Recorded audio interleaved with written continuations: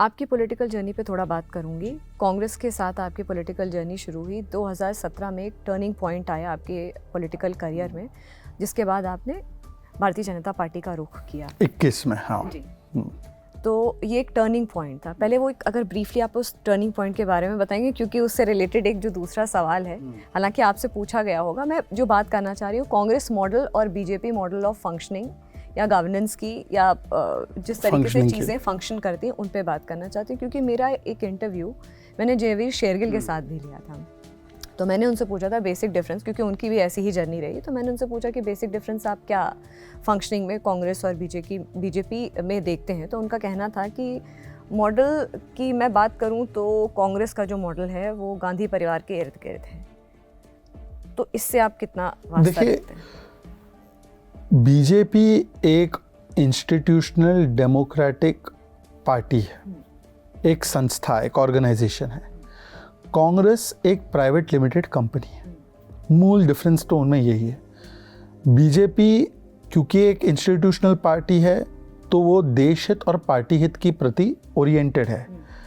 Party के ऊपर देश हित और व्यक्ति के ऊपर पार्टी का हित, इस प्रकार से चलते हैं। Nation first, party next, individual last. क्योंकि कांग्रेस पार्टी एक फैमिली ओरिएंटेड फर्म है, कंपनी है, वहाँ पर फैमिली इंटरेस्ट फर्स्ट है, family first, nation last. Party बची तो ठीक है, वरना कोई समस्या नहीं। ये दोनों में मूल डिफरेंसेस है। मैं आपको बताता हूँ उदाहरण के साथ। भारतीय जनता पार्टी में जैसे कोई भी निर्णय होता है, जैसे टिकटों के भी निर्णय, अभी दिल्ली के चुनाव है या अलग अलग चुनाव के, तो चर्चा या परामर्श होती है शुरू लोकल लेवल पे कि भाई किसको टिकट दिया जाए। अलग अलग लोग अपने अपने सुझाव देते हैं। लोएस्ट कमेटी से शुरू होते हुए वो चर्चा डिस्ट्रिक्ट पे, डिस्ट्रिक्ट के बाद स्टेट पे, स्टेट के बाद सेंटर में कोर कमेटी में, कोर कमेटी के बाद सीईसी में, सीईसी के बाद सारी फाइनल हो गई तो पार्लियामेंट्री बोर्ड उस पर ठप्पा लगाता है, तब जाके तय होता है। ऐसा नहीं है कि मोदी जी को पसंद आया, मोदी जी ने बोला ये टिकट कर दो, या किसी को पसंद आया तो बोले ये टिकट कर दो। ऐसा नहीं होता। ये स्टेजेस पास करने ही पड़ते, चाहे रिकमेंडेशन किसी की भी हो। और रिकमेंडेशन भी करना है तो अपने प्लेटफॉर्म पे करना है। जबकि आप कांग्रेस में देखो तो वहाँ पर कोई इस प्रकार का रोबस्ट सिस्टम नहीं है। वहाँ पर 3, साढ़े 3, 4 लोग डिसाइड करते हैं, उसमें खड़गे जी इंक्लूडेड नहीं है। खड़गे जी इज साइनिंग अथॉरिटी। जैसे आतिशी जी का रोल जैसे चीफ मिनिस्टर के रूप में है, वैसे खड़गे जी का रोल आप समझ सकते हैं वहाँ पे पार्टी अध्यक्ष के रूप में है। तो वो दरवाजे के बाहर भी खड़ा कर दिया था बेचारे को वायनाड में, जब नॉमिनेशन फाइल कर रही थी प्रियंका जी, आपको याद होगा। सिर्फ परिवार के ही लोग थे, रेहान वाड्रा जी थे। मतलब upcoming president is more important then current president. एक दलित प्रेसिडेंट से ज़्यादा ज़रूरी है। तो वहाँ पर तो निर्णय 3-4 लोगों ने करना है। तो वहाँ से टॉप डाउन डिसीजन आता है, यहाँ से बॉटम अप डिसीजन आता है। ये दोनों के बीच का अंतर है। टर्निंग पॉइंट 2017 में इसी चीज़ को लेकर आया था कि हम 2004 से लगे हुए थे NSUI यूथ कांग्रेस, फिर कांग्रेस में। हमको राहुल गांधी ने 2004 में जब वो एंट्री किए थे पॉलिटिक्स में, पहली बार चुनाव उन्होंने लड़ा था, तो उन्होंने अश्योर किया था कि ये पार्टी तो है वैसे भी पारिवारिक ओरिएंटेड है, पर मैं इसमें सिस्टम लाकर चेंज करने वाला हूँ। हमने उनको 10 साल दिया, 12 साल दिया मौका। 10-12 साल में पार्टी बनने के बदले और भी पारिवारिक एक एंटिटी बन गई, और भी children and sons and daughters को ही मौका मिलता था। और वो और भी एक प्रकार से पार्टी बन गई जिसमें कोई वर्कर नहीं थे, उसमें केवल शेयर होल्डर थे या शू होल्डर थे। पार्टी में 2 ही चलता है, या तो आप पार्टी के शेयर होल्डर हैं, मतलब एक सोनिया जी का परिवार और उनका परिवार एक बड़ा शेयर होल्डर है, दिग्विजय सिंह का परिवार एक शेयर होल्डर है, सचिन पायलट जी का परिवार एक शेयर होल्डर है। ऐसे अलग अलग शेयर होल्डर है, या तो आप राहुल गांधी के शू होल्डर है, जो आजकल आप देख रहे हैं कि राहुल गांधी जो है फतेह कर देंगे। कुछ लोग तो 2004 से अभी तक मैगजीन के कवर पे डाल रहे हैं कि next PM is Rahul Gandhi. उनकी तो मैगजीन बदली गई है, इतनी सारी एडिशंस आ गई, पर अभी भी वो लगे हुए हैं, तो वो शू होल्डर की कैटेगरी में आते हैं।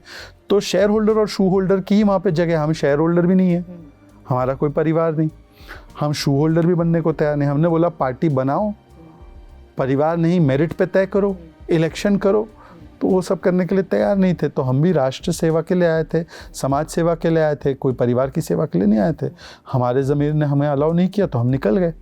और जो 2017 में मैंने बात की थी राहुल गांधी के विषय में या पार्टी के विषय में एक भी चीज़ पर मुझे लगता है आज तक मुझे कोई कॉन्ट्रडिक्ट। आपने जयवीर की बात की, मुझे याद है जयवीर भाई बहुत दिनों तक कांग्रेस में रहे, उनको तब नहीं समझ में आया मैं क्या किया, फिर वो भी समझे ही, राधिका खेड़ा भी समझी, प्रियंका चतुर्वेदी भी समझी, पर वो कहीं और चली गई।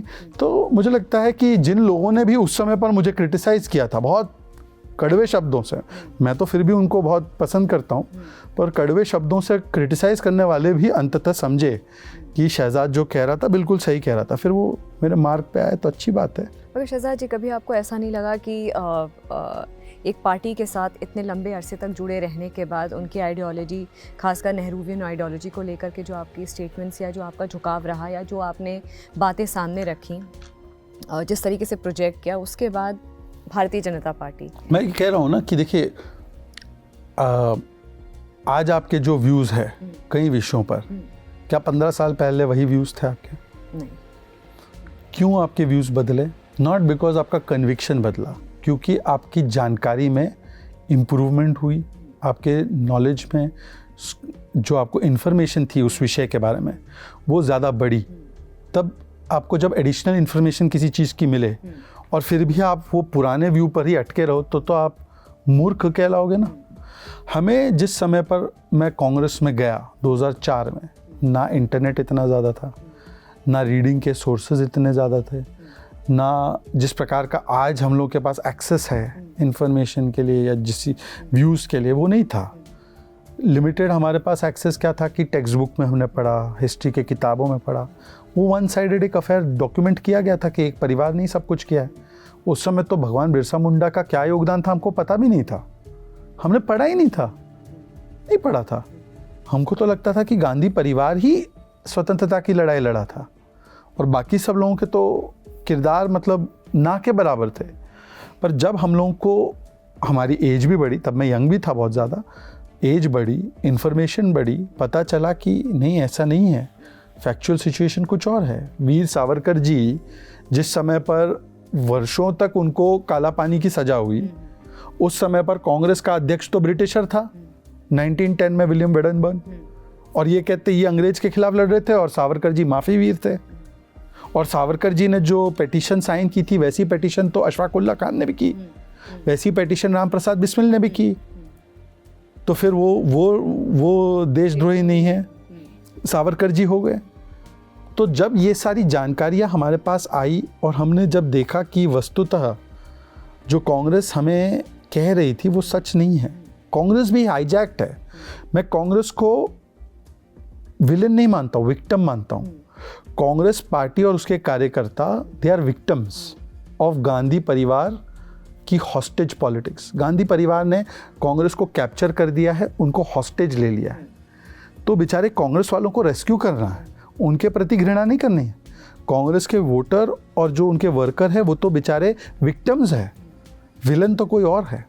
चलिए आप ही बताइए। मैं अपने आप को रेस्क्यू कर गया, आपको तो खुश होना चाहिए कि मैं तो रेस्क्यू हो गया, अब बाकियों को भी रेस्क्यू करना है।